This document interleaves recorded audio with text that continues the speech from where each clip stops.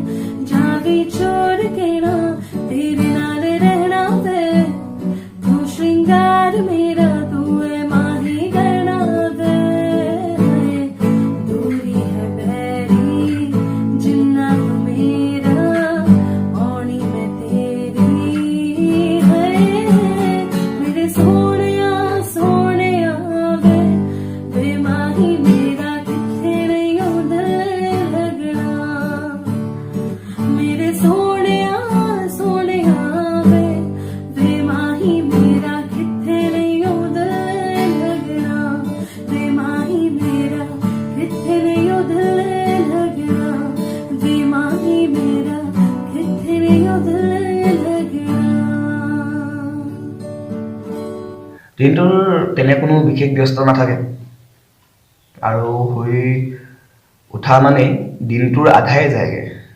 গতিকে ঘৰৰ যোনবোৰ সৰু সুৰা কাম, পিছফালে এখন ডাঙৰ শাকনি বাৰী আছে আমাৰ, তাত অলপ লাগোঁ আৰু মাকো ঘৰৰ সৰু সুৰা কাম এপদ দুপদ কৰি দিওঁ।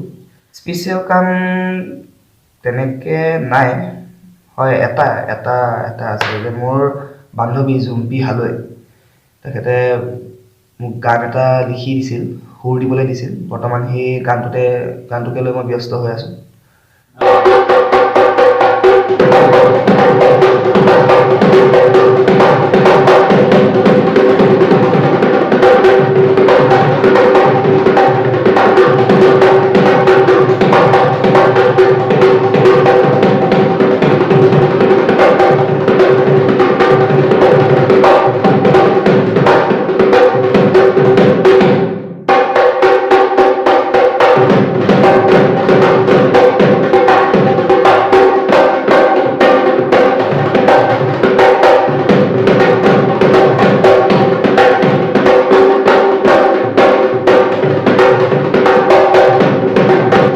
ওই ভুঁয়ে রই থাকোতে ধামায়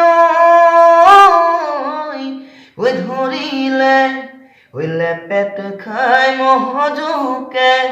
ওই তোরে কলা ফুলতে ওই শিয়র মারি দিছিলি, ওই শিয়র মারি দিছিলি মোক।